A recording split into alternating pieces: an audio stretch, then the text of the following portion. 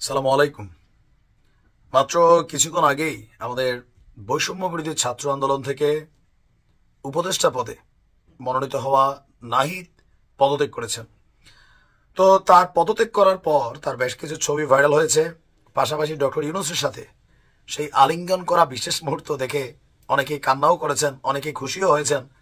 আবার পদত্যাগের পর তিনি যে বক্তব্য দিয়েছেন সেই বক্তব্যটাকে ঘিরেও পজিটিভ নেগেটিভ নানান বক্তব্য আছে। তবে আমরা জানি যে তিনি একটা দলের প্রধান হবার জন্য পদত্যাগ করেছেন।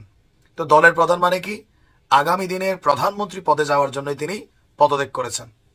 কারণ ছাত্রদের যে রাজনৈতিক দলটা 28 তারিখ ঘোষণা হবে, সেই দলটার প্রধান কিন্তু নাহিদ। প্রেসিডেন্সিয়াল ফর্ম হোক অথবা প্রধানমন্ত্রী ফর্ম হোক, নাহিদই হতে যাচ্ছেন পরবর্তী, যদি কপালে থাকে। কার কপালে কি আছে যাই হোক, পদত্যাগ করার পর নাহিদ বলছেন, আমি মনে করছি সরকারে থাকার চেয়ে রাজপথে থাকা বেশি প্রয়োজন। শব্দে একটু ভুল আছে, রাজপথ না, রাজনৈতিক দলে থাকা বেশি প্রয়োজন। কারণ ছাত্ররা রাজনৈতিক দল করতে যাচ্ছে, সেই দলের প্রধান হতে যাচ্ছে নাহিদ। গণমাধ্যমে আমরা আগেই বলছি 24 থেকে 25 তারিখ নাহিদ পদত্যাগ করবে। পরশুদিনও নাহিদ বলছে এগুলা ভুয়া খবর, বাট আজকে ওইটাই করছে। তো এই কারণে মনে হয় যে এদের এই কথাবার্তাগুলোর মধ্যে একটু পরিচ্ছন্নতা দরকার। আমার 2 দিন আগের ভিডিওটা রেকর্ডেড দেখে নিয়েন, তখনই বলছি যে নাহিদ 24 থেকে 25 তারিখ পদত্যাগ করবে। বাট 23 তারিখও সে বলছে বিভ্রান্তমূলক খবর যেন না ছড়ায়। আচ্ছা, তো রাজপথে থাকা বেশি প্রয়োজন, রাজপথে না, রাজনৈতিক দলের প্রধান পদে থাকা বেশি প্রয়োজন, সেই জন্য তিনি পদত্যাগ করেছেন, এটা আমরা বুঝি। বাট তার বক্তব্য রাজপথে থাকা বেশি প্রয়োজন, তাই পদত্যাগ করেছে। পদত্যাগপত্র জমা দিয়েছি, সব কমিটি থেকে ইস্তফা করেছি। আর প্রধান উপদেষ্টার বাসভবন যমুনার সামনে এক সংবাদ সম্মেলনে তিনি বলছেন যে 8ই আগস্ট গণঅভ্যুত্থানের প্রতিনিধি হিসেবে আমরা যে 3 জন সরকারের দায়িত্ব নিয়েছি, তো নাহিদ সরকারে থাকা অবস্থায় 7 মাসে কি সংস্কার করছে এর একটা সামারি আমরা চাই।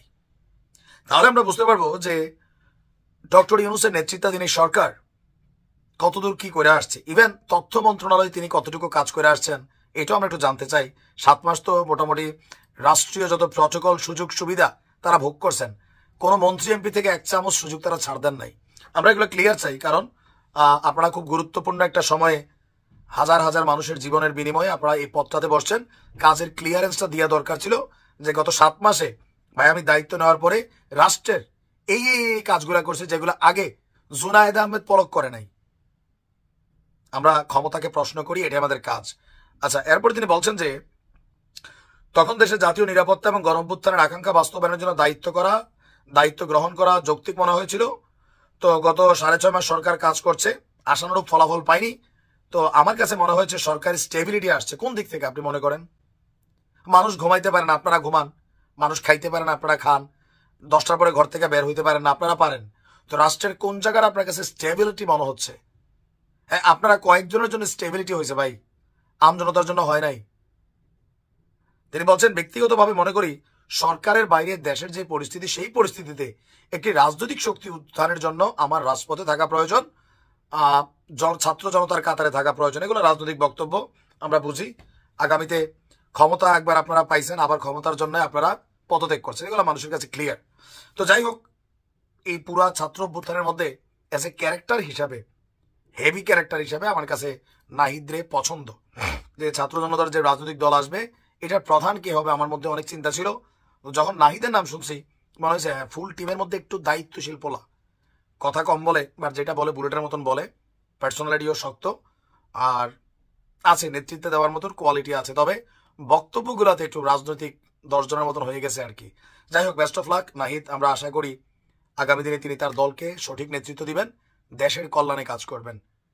গতানুগতিক দ্বারা পলিটিশিয়ানদের মতন ধুমধাম কথাবার্তা বলবেন না, যেটা 2 দিন পর আবার মানুষ দেখবে ওইটাই হচ্ছে। বাট আপনি বলতেছেন আরেকটা। ভালো থাকেন।